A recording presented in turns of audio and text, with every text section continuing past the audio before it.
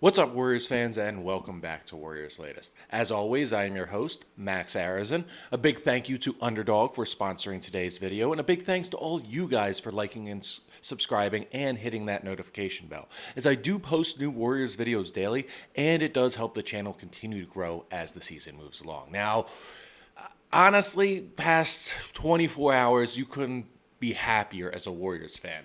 After, I want to say, like, dating back to the preseason, it's been four straight. I want to say, yeah, dating back to the preseason, I'm like 95% sure that it's been four straight losses to the Trailblazers. And even if it hasn't, even if I'm wrong about that preseason loss, three straight losses to a team that's below 500 is not a good look. And I'm just really glad the Warriors were able to dominate from start to finish of this game. Now, don't get me wrong, I did have some issues with the game, especially with the whole team stats thing, but one of the big takeaways is the fact that Steph had 11 assists, Jimmy had a decent outing, though he didn't hit 20 points, and the fact, and that DeAnthony Melton led the team with 17. Now, that DeAnthony Melton 17 is essential because I've been saying this for a while. Well, I want to say for the past week or two.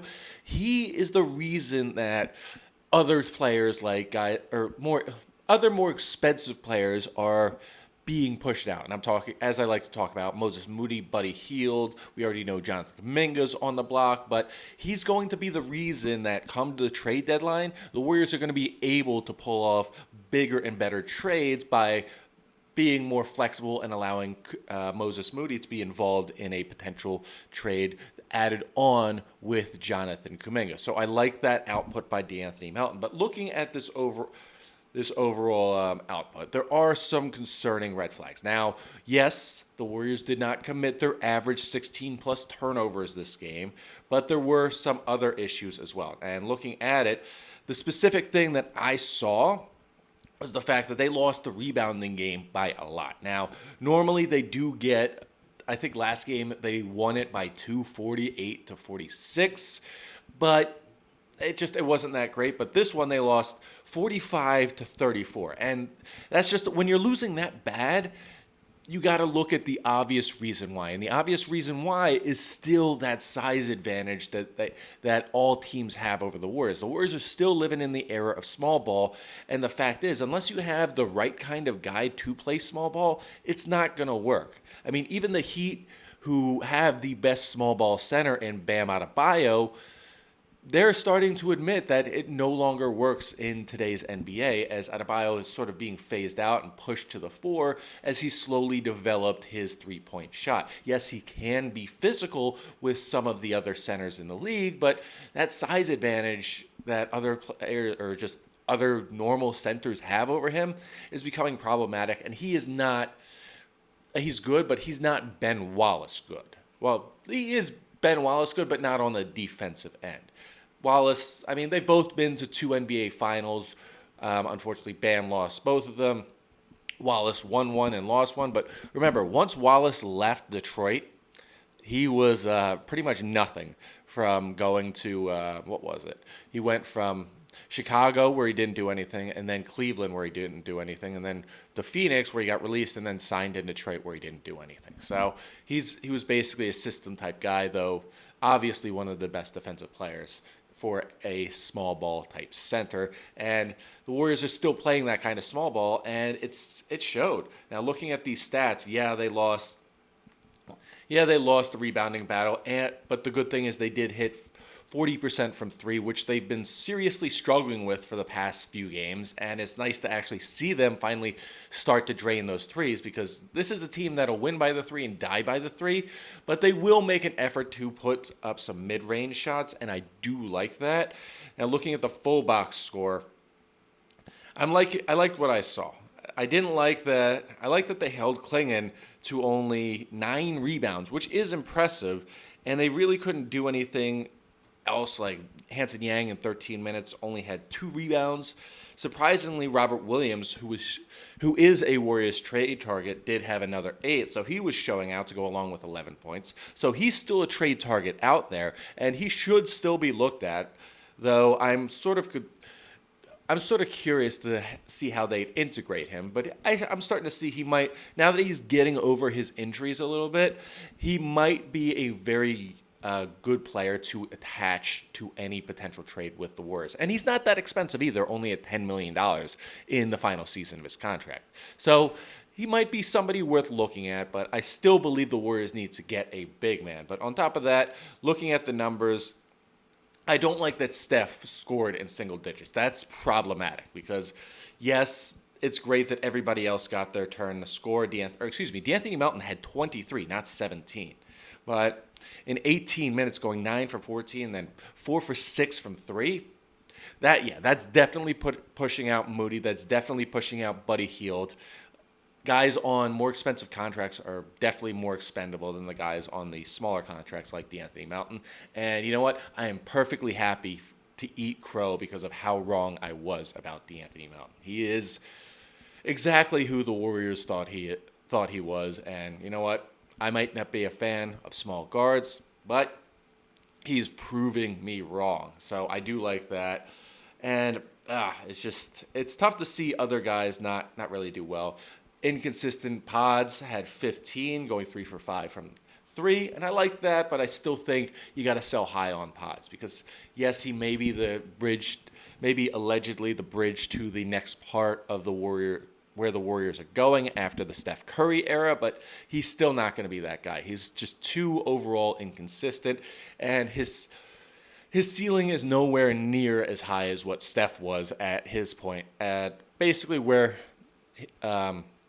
Pods is at this point in his career. Remember, Steph, coming into the draft, he was a lottery pick. He could have gone first overall if he wasn't one of those older players. And we saw the magic he did over at Davidson. So we knew what we were getting as Warriors fans from him. It just took some time to develop and for him to get over those ankle issues. But overall, he's still good, but he should be looked at as a prime trade target for other teams. Now, speaking of trade targets, now that we dominated the Blazers, I saw an article recently about a potential target the Warriors should go after if they really strike out on everybody, and he's sort of a dark horse target. And I mean dark horse because like the Warriors have plenty of targets. They have many needs that they have to go after, but they're outside of their need for a center, they do need that third scorer who can reliably get those points. Now, looking at it,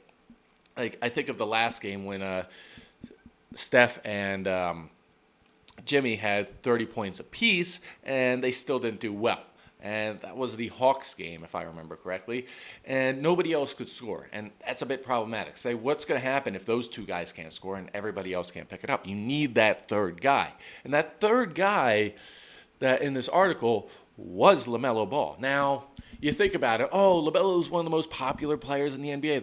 There's no way the Hornets are going to give him up. We've seen reports that he's probably not going to be traded. And there's some truth to that, yes, because LaMelo is viewed as a negative asset right now. And you'd think, okay, negative asset, that's a liability. It's like, no.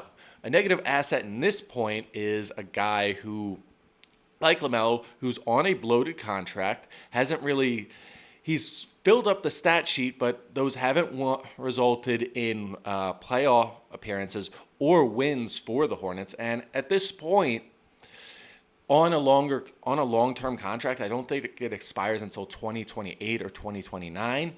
Like that kind of money is going to hold you back in the modern NBA. And for the Hornets who see themselves, it's like, okay, Con Knuppel and I believe that's how you say his name. And who was it? I keep forgetting his name. The forward for like their number 2 overall pick from 2023. God, what is his name? Brandon. I want to say Brandon. Let me look this up. Hornets roster. Brandon Miller. Yeah, it's one of the most basic names in the world. Of course, it's not easy to remember. But Con Knuppel and Brandon Miller are their core pieces right now. And based off, like, being a negative asset and based off of what we saw with the Trae Young trade, the fact is that financial flexibility is easily the most important asset that a team can have moving forward, and that's over draft picks and things like that. And you think about, like, you heard what was written a couple days ago about Toronto feeling the pressure to become a title contender based off of how well they've done this season. They do have that pressure, and I understand. And they made an offer for Trae Young, which included a lot of draft compensation as well as Emmanuel Cookie, far exceeding the basic compensation that the Wizards gave in exchange for Trae Young. Now, and their main reasons, even with that draft compensation, they don't want to bring on long-term contracts. And that right there, like, huge indicator, huge red flag. You're seeing that. It's like they won't even accept draft compensation along with a solid player in exchange for a negative asset in Trae Young. They instead want the financial flexibility of CJ McCollum's contract, as well as who else? I should know this entire trade.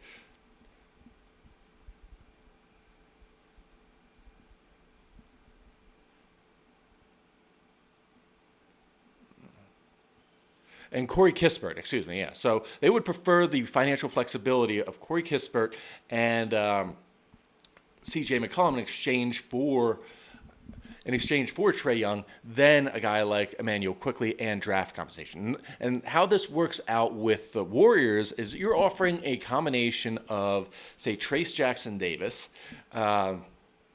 obviously Moses Moody, and Jonathan Kuminga. You're getting 3 young players that can immediately add to your roster, along with one of them who has a ton of financial flexibility with the team option that the Hornets would hold on Kuminga should they not like him going into the summer and decide, you know what, he's not our guy. Or they could actually pick up that option and trade him to another team to bring in additional assets as well. Now, coming off the bench, Moses Moody is that perfect guy for the Hornets as they continue to rebuild, because we look at it.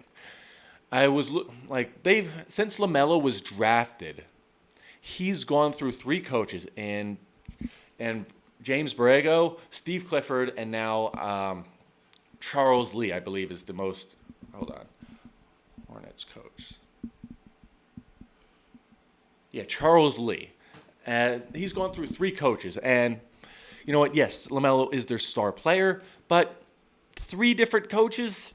Yeah, I think it's time. I think they're ready to acknowledge that it's not the coach that's the problem. It's LaMelo. Now, you could say LaMelo could be cancerous for the Warriors, but let's look at it simply. When he was drafted by the Hornets, the Warriors could have had him, and you know what? This is a trade for him would make up for that mistake of drafting James Weissman over him, and ironically, in exchange for their 2 first-round picks the following year. But since getting drafted, he hasn't really had anybody to hold him accountable on that Hornets team. And for LaMelo coming to the Warriors, you've got 3 guys holding him accountable. You've got Steph, Draymond, and Jimmy holding him accountable, because Jimmy has led his own team to the finals twice, and Steph and Draymond are 4-time NBA champions who will hold him accountable in the locker room. On top of that, he does shoot the 3 ball well, hitting 37% from deep on 11 attempts per game. And that's exactly the kind of guy that the Warriors need. They need a reliable 3-point shooter to go along with that big man in the middle, because they don't really have that outside of Steph anymore. They don't have that Klay Thompson-esque player who can reliably hit the 3-point jumper. Now, you could argue injuries are going to be a problem, and yes, they're always going to be a problem, but this is worth the gamble. This is worth the risk, because, you know what? Jimmy Butler was also worth the risk last year, and you know what? It paid off after the trade deadline. So looking at LaMelo and making the effort to acquire him is going to pay dividends, and the Warriors really should look into it if they strike out on their main candidates or decide to swing for the fences and Giannis isn't there.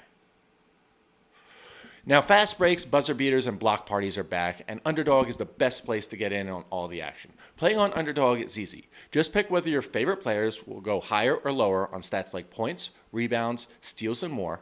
get your picks right, and you could win up to 5,000 times your cash. This week on Underdog, I'm looking at the Warriors-Knicks game, and specifically looking at Steph to go higher than his 25.5 points per game average, as well as Jalen Brunson to go higher than his 8.5 assists per game. Download the app today and use promo code BASKETBALLFAN to score $75 in bonus entries when you play your first $5. That's promo code BASKETBALLFAN. Underdog. Make picks, win money. Now, outside of potentially acquiring LaMelo Ball, the Warriors still have to acquire a big man to man the middle. Now, you know the issue that Steve Kerr likes to talk about. He wants a guy who can stretch the floor. He wants a guy who can shoot the three and drag defenses off of the middle. And I look at it, they already have those two guys in Al Horford and in Quentin Post, who can hit the three pretty well. I mean, historically, Horford has been a good three-point shooter, but overall, his numbers this year have been so-so.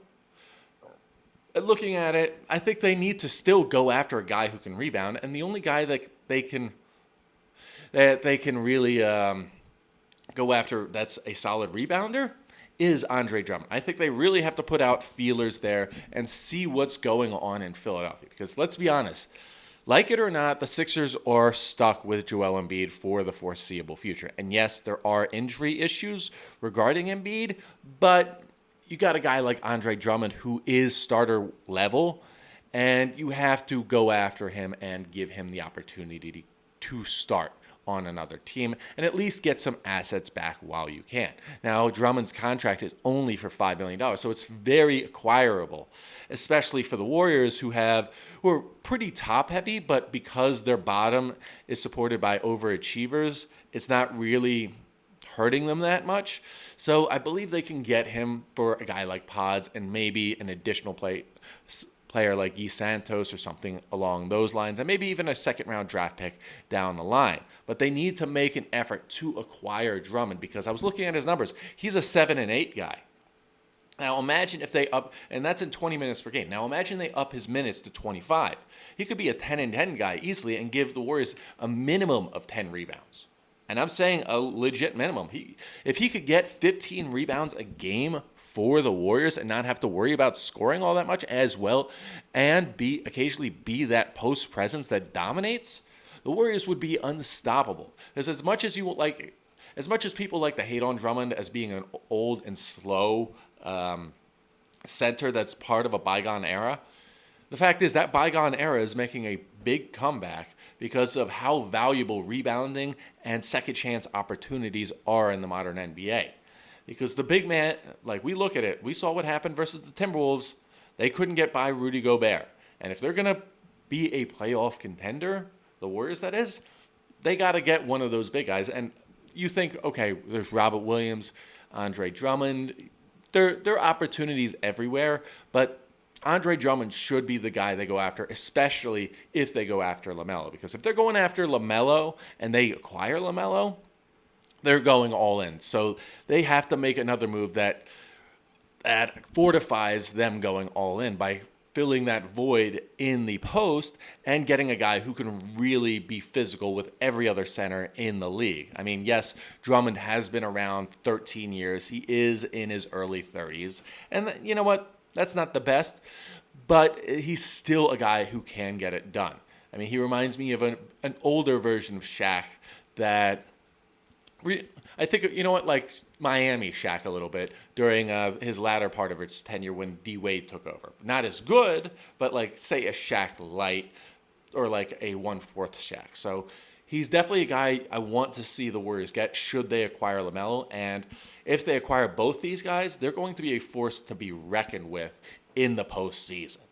Now, bottom line is the Warriors right now are making their move. They're 3 games over 500. They have their next game against the Knicks, which I think is going to be one of the tougher games during this homestand, because the Knicks, they are I want to say favored to come out of the East, but they are one of the top 3 seeds, and I would not be surprised if they do make the NBA Finals. Now, with the Knicks, you're also getting guys who are much bigger, but are just as skilled as the Warriors. Maybe not in the not in three-point shooting when it comes to anybody being as good as Steph, but they are guys that know what they're doing. But the Warriors do have that championship experience, and it should help them get a close win on Thursday night.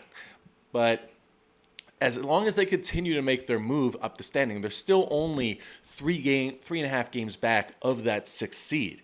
Now, if they continue to win, they're going to continue to move up the standings and continue to show that they are a dominant team, and they've overcome all the issues that they have had so far this season. So I want them to continue to trend up as they've been doing, continue to get more and more games over 500, and by the time the trade deadline happens, they will know exactly what they need to do to become true championship contenders. Now, that's all we have today for Warriors Latest. As always, a big thanks to Underdog for sponsoring today's video, as well as a big thanks to you guys for liking, subscribing, and hitting that notification bell. And if you have any ideas on why a LaMelo trade would or would not work, feel free to comment below, as I love hearing your thoughts. And as always, go Dubs.